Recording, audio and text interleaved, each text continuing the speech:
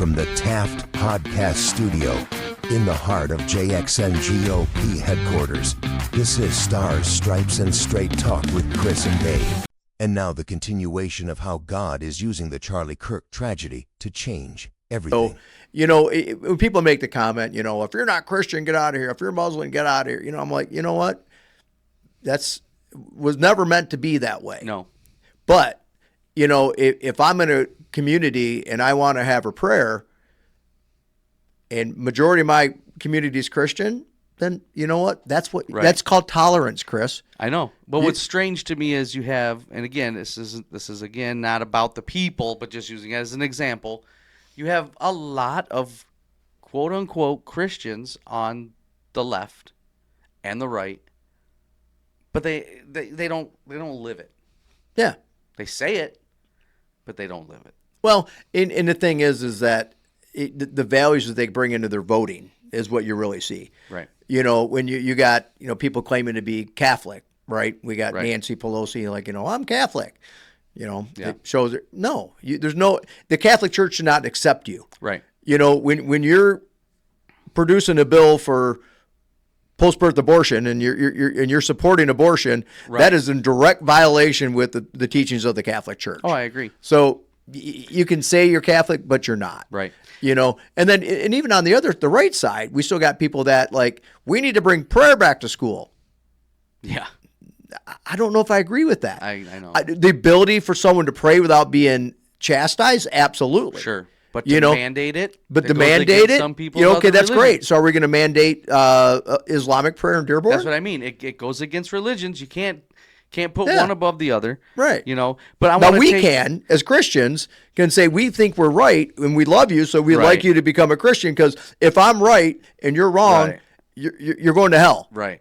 We started this whole conversation about Charlie, and I think bringing it back because we kind of Yeah. went off a tangent a little Yep, bit. as we often as do. we often do. The biggest takeaway for me is Charlie talked to people, had open discussion and debate Yes. about cultural topics, and by doing so, using the Bible as his reference, he was casting light into the shadows, Yeah. right, of society. Now, we go back to weapons formed against me don't stand. If you look at society now, God decided, okay, Charlie, you were doing this, and now I'm going to amplify it. Yep. Because now look at everything that's been exposed, even in the last week. Mm-hmm. How many people have lost their jobs for just being hateful and spewing this garbage? Multiple. Kimmel? Yep. Kimmel's no longer on the air. Yep. He lost his job. Disney actually made that decision. Go figure. There's a lot of people that are... And people are mad at Disney. Well, yeah. But they were okay when they fired the lady from the Mandalorian. But see, the problem is Disney's catching it from both angles. You can't play politics and entertainment. That's what Right. happens. Johnny Carson nailed that, dude. Right. Johnny Carson says, listen, at the end of the day, I'm here to entertain. Exactly. You can't make entertainment political because now you do one thing, one group don't like you, you switch up, the other group don't like you. Exactly. It's bad for business, which is why these people are getting fired. Yeah. It kills me. Have you seen all these videos? I got fired because of MAGA. I made some stupid comments about Charlie Kirk on the day that he was shot.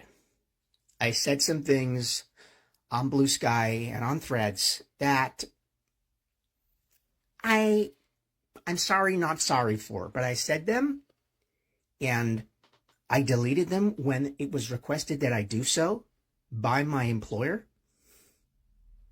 And then today on a weekend, I'm told that I am no longer employed at Microsoft. After 6 years, building the diversity, equity, and inclusion department from scratch, I lose my job because one of you, some random person, reports my posts to my employer, goes out of their way to find out where I work and takes my job. No, you got fired because you're an idiot. Because you're an idiot. Yeah. Well, that's the thing is, and they make the comment that's a violation of his First Amendment free speech right. No. They're not getting prosecuted, Chris. Well, they're not getting thrown in jail. I have a right to say what I want to say. Right. And for prosecution. But they're not. But when I work for somebody, exactly. I don't have a right to say, for example, if an employee came in, got on the phone and started calling everybody and going, 50-tel really sucks. Right. I'm sorry, I'm going to fire you. Right. You have a they right got to to say remember- it, but I don't have a right to have to continue to employ you. But and that's the thing. For decades, businesses were basically told to shut up, right? Yep. Cancel culture, yeah. And everyone's comparing what's happening now with this since Charlie's incident as cancel culture. Well, I have news for you people. Cancel culture is when you don't like someone and you start digging into their past. You start going into all of their social media posts. Oh, and who's my girl? The butter look. lady. Paula Dean. Yeah. That's cancer culture. Yes. Paula Dean in 1967 during a Exactly. robbery used a Yes. derogatory Yes. term. So you dig and dig and dig till you find something and then use that against them. Yeah. What you see today is not cancel culture. What you see is karma. It's instant. It's, hey, you just said this. You made my company look bad. Yep. You're done. Well, it's responsibility and accountability, right? Right. So if you feel that it's so on your heart that you have to celebrate the assassination Right. of a 31-year-old man with 2 young children, Right. and your employer goes, that doesn't, I don't think that's a good thing, an image for my company. Again, you're not getting prosecuted. Right. You're not going to go to jail, but at the end of the day, they don't have to employ you. Well, especially in Michigan. Yeah. We are the At- what is it? At will. At will employee. Yeah. We're an at will state. They can decide just, hey, I don't like the way you speak to people. You're done. Yep. So I mean, look what happened just up the road from here in Portage. we actually know the young man who went in. Yeah. They, if you haven't heard the story, they were trying to get a poster printed That's all it was, a for prayer vigil. Yeah, for a prayer vigil for Charlie, and they went in to pick up the poster, and the assistant manager. was it the assistant manager? Yep. And But an then everybody employee. has kind of jumped in at the same time. The one got fired, and the other Well, ones the one that got fired was the one who claimed to be the assistant manager who did the most of the talking. Okay, yeah, I knew there was a fire, but they refused to print the poster because it was propaganda. Right. So, we came in for an order earlier to print a poster for a vigil tonight. Yes, For we somebody don't that print passed. propaganda. It's not. It's propaganda. I'm sorry. We don't print that here. Alrighty. So, what's your name? Carol, I'm print supervisor. I'm one of the managers, Yes. so unfortunately, we do So not they print- say they don't print we don't political print- propaganda. No. So this is somebody that passed away a couple years ago. That's from political Ebola. propaganda. Unfortunately, I'm So sorry. this is for a prayer tonight, for a prayer vigil. It's still propaganda. Unfortunately, I've printed What other makes it things. propaganda? because he's a political figure, and I don't have to. Right. Yeah. Our general manager is going to be in on Monday. If you No, want to it's speak totally further okay. on No, the we have- subject, we have you would lots- like we to, have you're welcome lawyers. to return. So that video went viral. That video had national coverage Yep. within hours of posting it. Yeah. And within 4 hours of it becoming a thing, that company fired them on the spot Yep. because, play stupid games, win stupid prizes. Yep. Yeah, I mean that's the thing, and I'm not, as an employer, Yeah. I'm not saying, man, anyone who says anything against Right. what I say, I want to fire them. No. Right. But there's a level of decency that we've Right. lost and that we've crossed. right? Absolutely. And when And that's what's changing. yeah. That is exactly what is changing. Look at your social media videos. Look at TikTok. Yeah. Any of those. You're seeing people that are Democrats that are like, you're dancing and cheering for someone's demise. Yep. You're evil. And Well, I don't want my name associated to that. Yeah. And they're leaving. Yep. They're losing followers and people are losing jobs, and but at the end of the day, I saw a meme and it really struck home, and it had Charlie standing next to, what was obviously Jesus, Right. saying, man, I really wish I could have brought more people to you.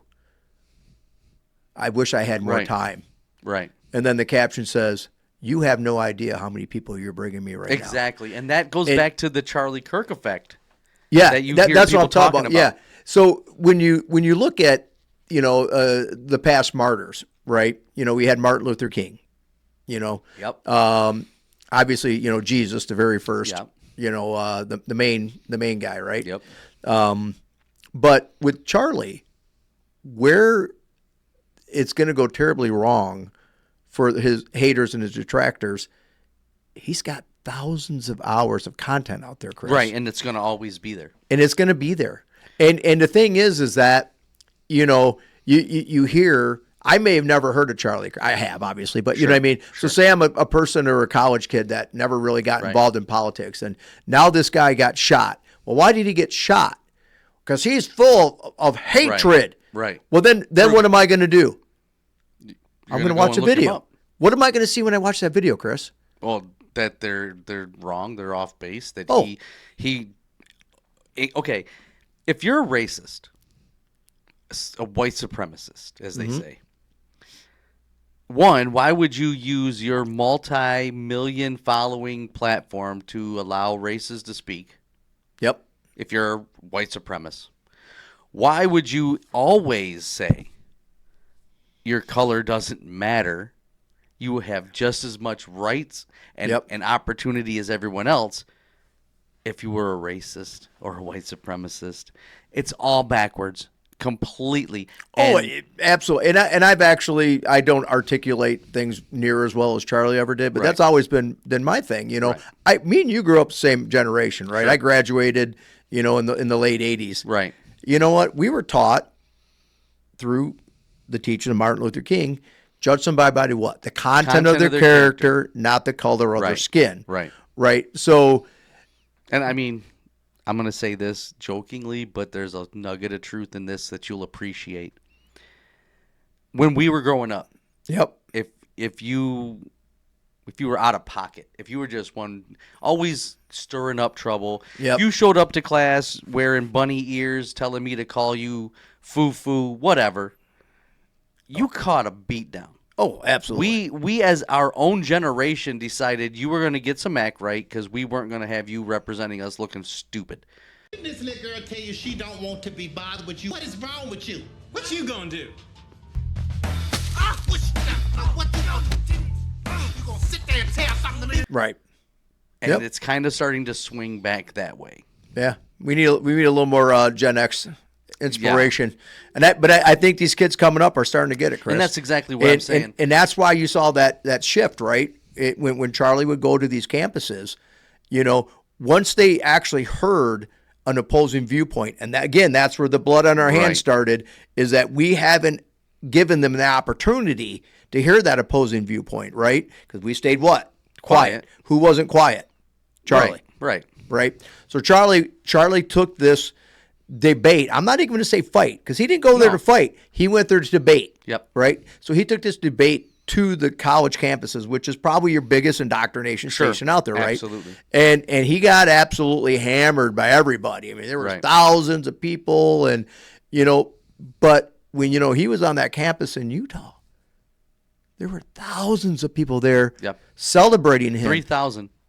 Celebrating his ideas, celebrating his thoughts, right? And it was the detractors were now the minority, right? And every time they'd be like, "Boo! No! We want to listen to them. We want to hear their viewpoint." Yep. So now all these people that have never heard about Charlie Kirk, young, old, are now watching his videos, and you couldn't get a better stockpile of a gospel-loving, gospel-spreading, hate, anti-hate messages out there. Absolutely. And because of that, Turning Point USA has now over 50,000 requests to start new Turning Point organizations in high schools and colleges across the country. Yes. 50,000. And I think that might even be a little low. Well, I'm sure. Estimated, yeah. I mean, it's probably going up as we speak. Absolutely. Right? So but that's because of what he did, and it's because God decided to amplify his work and change the narrative. So if you are a Republican who feels like you've been beat down, if you're a conservative, feels like you've just been beat down, you have to stay silent, because if you don't, you're going to get canceled or you're going to get attacked. Keep your head up, because remember we talked in one of our episodes about how life and politics and the country is on a pendulum, and it swings far one way and then it comes back and goes the other. Well, the Charlie Kirk incident took the pendulum, stuck it in a slingshot, and sent it completely to the right. Yeah. And things are changing. Antifa is now a terrorist organization. Yep. The president wrote on social media last night that he is, quote, designating Antifa, a sick, dangerous, radical left disaster, as a major terrorist organization. He also says he will investigate those who fund the group. Charlie Kirk's memory is being carried out all over. I am Charlie. We are Charlie. Those are movements now. You're going to see a change in our laws and the way we do things, and it's just the proof that God used Charlie for a specific reason. All right. So we've been going for a while, and I want to kind of bring that back around, right? Yeah, we're coming to the end of this episode. So, I mentioned the church. We had a bunch of people there. So in the sermon, my pastor never once mentioned the name Charlie Kirk. Never once mentioned, what's going on with the situation. You know what I mean? And I think as Christians, we really need to come full circle on that. Now, should we be up there preaching politics and vote for this person? Right. Absolutely not. And we've covered this before. Sure. I don't think our pastors should be activists, but at the same time, as leaders of the flock, we're in an environment. Yeah. The environment we're in, we need to be led. Again, the teachings of Jesus absolutely apply today. Sure. But there's people out there that just need some real world examples. So right? What would you have hoped that he would have said? Man, I see a lot of new faces here today.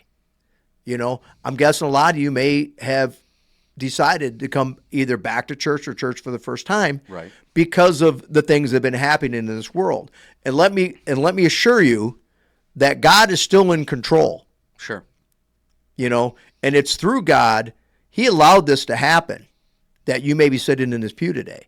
Again, I'm not a preacher. Sure, I don't know exactly what he should say. That's his job, not mine, right? Right. But I think as a base of Christians, we need to get active. Sure. And the thing is with that is, if we're active, we can absolutely change the paradigm. Oh, absolutely. The last election, the evangelical vote was under 10%. Right. Right? So, but the young vote had gone up. Oh, significantly. Because of Charlie. Yeah.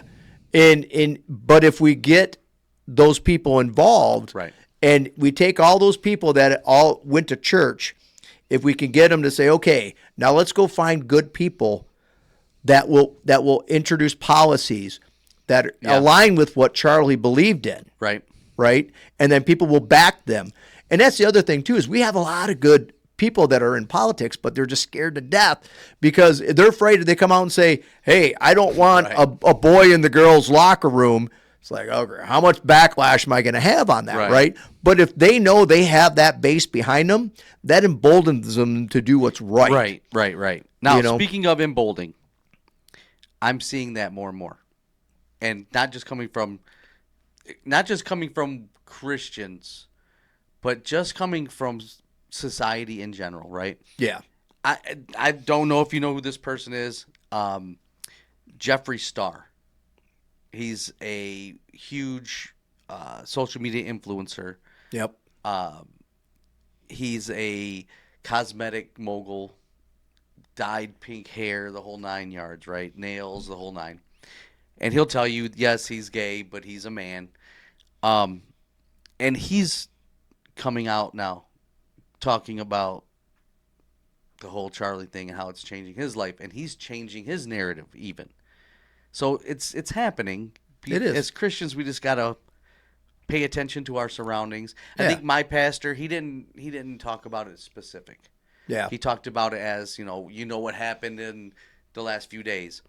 But it kind of worked out because his sermon series that he's working on is Pray More, Worry Less. So he was able to incorporate it in that regards. Yeah. That, society looks crazy right now. Don't worry. Just start praying about it. Pray more. So I can't fault him. He tied it into his sermon. He didn't shy away from it. Yeah, exactly. I'm not, I'm not advocating for an absolute, political pulpit, but I think in these times, people are looking for an answer. Absolutely. And if you got a 33%, 50% bump at your church, as a leader of that flock, you should be responsible for helping to fill that gap.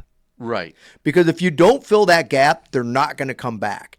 If they come in and you're in your sermon series and you're ignoring what's going on in the world, they're going to come, they're going to be like, okay, that sounded okay, but I have no idea how that relates to how I feel about how Charlie Kirk got shot. If you don't take any response, I don't know care if it's in your sermon. Do a special sermon. Do a special night. Do a Saturday night thing. Do you think that's necessary? Yeah. Because I don't. I do, because the thing is that you have new Christians, you have new followers, right? Yeah. So what happens is if we go through and these new people show up and you're doing third level doctrine, right? I've been at church for many years. Yeah. My pastor is real high end. Yeah. Which is great for me. But for somebody new sitting in that pew, it's not. Right. You know what I mean? Well, I think without relating to the world that we're in right now, you're not gonna. It's not about being an attractions church. Right. You still keep it gospel focused, but we have to take the teachings of Jesus and relate it to the world and the things we're dealing with today to equip people, right? Because if we're going to keep people responsible for taking the teachings of Jesus and apply it to what's going on in this world today, that's pretty high level. Right. But there's a way of looking at it that's a little different, right? For me, for my church, if you're talking third level, like you're saying, getting deep, that doesn't happen in the church service. If you want that, we have men's groups, we have Bible studies, right? Specifically for those situations where our church is very much about the person who's wandering, who doesn't know what's going on, who just knows that God wants them to just go somewhere. Yep. When they show up, they hear the gospel. Yep. And they hear what it means to be loved by God. And we as a generation, or as a congregation, we welcome them in. We make them feel at home. And then as they grow, then they start going into those deeper things. So maybe that's why it was more when I said I disagree with specifics, because I believe that if God prompts you to go to a service, whatever's being talked about, you're going to take something from. Oh, I can't tell you how many times I look at the pastor like, dude, is he spying on me? Right. That happens a lot, because it's on, if it's on your heart and he's talking about it. He's assured me at no point in time has he ever spied on me and particularly wrote a sermon for me. But I could tell you there's a few times I thought he did. Right. So, to kind of wrap things up, personally, I hope more of our clergy uses this as an opportunity to speak to the new people, right, and speak to them directly, right? Don't speak in code. Don't speak in parables. Some people just I'm one of those guys. I need to slap upside the head, man. Right. Hey, this is what's going on. This is how Jesus wants us to respond. Sure. Some people need that. Yeah. Do a YouTube. Come on our podcast. Right. Let's talk about it. I invite any pastor out there who wants to come talk about this, man, let's have the conversation. Absolutely. I was hoping Nate might have been to join us. He would have been good for that. I asked him. He has some family stuff coming up. So, but we'll have him on. But, if there's anybody out there who's, not saying I want you to be an activist, but, at the end of the day, let's help people put the pieces together. One, why was Charlie out there doing this? Two, why are Christians not crying every day because he got shot? Because you know what?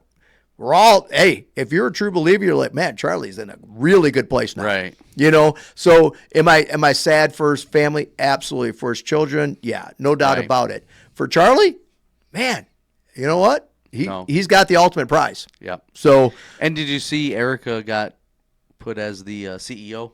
Turning I did Point. see that. She's Yeah. kind of controlling it now. oh, I think they might have woken a giant there. I think God is using this entire situation to change this country. Yep. And to everyone, we talked about this a long while back on one of our episodes about basically the Great American Reset, Yeah. right? Yep. And how there's going to, there could be a potential of a new party that comes out of nowhere, Yeah. right? That takes over. I don't know what God's plan is, but to tell you the truth, Well, I tell you what, That's not I a don't know far if a new assumption. party's going to come through, it's Chris. not a far off assumption. But if the evangelicals wake up and rejoin Right. the Republican Party, Right. it's going to be a force to reckon with. Right. Because the numbers coming out of the evangelical vote have been just horrible because they've had no inspiration. Right. They've had no leadership. And if you walk into any church nowadays, man, it is full of gray-haired people. Absolutely. And that is changing. And that's changing That is rapidly. absolutely changing rapidly. Yep. And the evangelical work and the missions work of Charlie are going to be seen Yep. in congregations across this country and even across the world. I mean, his teachings and his videos are not just watched here; they're watched in Right. Europe, Globally. And if there's anyone needs a change, you look at Europe. Yep. There's an evangelical awakening in Europe. Yeah. It's I didn't think that. I thought I wrote that place off. You know what I mean? I'm like, well, that one's done. That's Yep. That's a new Islamic state, and let's move forward. Right. But they're even waking up over there. Yep. So It's a global thing. It's like the earth shook. my wife is convinced that we're in the end days, and Jesus will be coming any day now, and she can't wait. That's possible. It is, and we don't know the time. But at the end of the day, I see it as my responsibility to do what I can to one, obviously share the gospel, and two, bring people politically into an environment that makes this country better. Right. Yep. So it works twofold. Absolutely. So I could hide my, I could spread the gospel and then hide my head under a rock when it comes to anything political. Right. And that's where I want to start wearing that hat, Sure. kind of like Charlie did. Am I going to go to college campuses? No, nobody wants to listen to me anyway, right? But at the end of the day, as I'm talking to people, to have those conversations, to have that conversation with the person who's trans, Right. to have that conversation with the black man who feels that all white people hate him. Right. And those are the type of conversations that we can learn to have from Charlie in a way that is respectful. Right. Because I might not go off like my buddy Mike does all the time, but man, I got a fuse. Right. Right. And it's using that example is he was very Christ-like in his message. Absolutely. And as a Christian, we need to model that. And there was a bit of debate, and at that same meeting, it's like, we got to handle the way he would want to handle Right. it. And, we need to fight, but I think it's a little bit of both. Right. We need to fight to get back control Yeah. from the radical, and I'm not even going to say from the Democrats, No. from the radical left. Right. Right. Because a normal Democrat, now they're going to go lockstep, but they don't think, we should have boys in the girls' locker room. Exactly. Exactly. But to be a Democrat, you can't say otherwise. Right. So we got to be able to embolden and empower them, And that's it. and then we can have a true two-party system where we're both here rather than completely on the opposite sides. I agree. And that looks like we've gone a little over time, but that's all right. Hey, you know what? It with the importance of the topic, Exactly. and we could talk about this one for hours because I think exactly. it's important. It's an important time for America, Yep. and it's important in time for evangelicals and Christians because we lost a absolute warrior Sure. in sharing the gospel, but I think his martyrism is going to go on for years and have a bigger effect than any of us could have ever imagined. Exactly. So do us a favor. If we said something you agree with, disagree with, you want to add to, put it in the comments. Yep. please give the video a thumbs up. Believe it or not, that's the stuff that helps us grow. We're kind of trying to increase our voice, almost like Charlie did. One person at a time, one step at a time. Look forward to our next episode. Hopefully we'll come up with a topic that everyone enjoys. Yep. It might get a little heated. Who knows? But I think when you mentioned that, I think sharing too, right?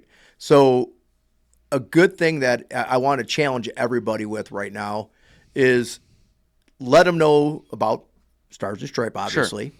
But secondly, if you see a video of Charlie, and if you're on Facebook or any social media, you're going to see him one after another. Right. When you see that one that talks to you, share that video. Absolutely. Because you never know who might need to see that video on the other side, right? Who part of your friends list or somebody else. Right. Let's take his content and his message and his mission and spread it. Right. So I'm going to make it my challenge to share one Charlie Kirk video a day. There you go. And for those of you who take the same challenge, here's another challenge. Every time you share a Charlie Kirk video, share a Stars and Stripes Straight Talk video at the same time. There you go. But yeah, until next time, I am Chris. I'm Dave. Thanks for watching. And God bless America.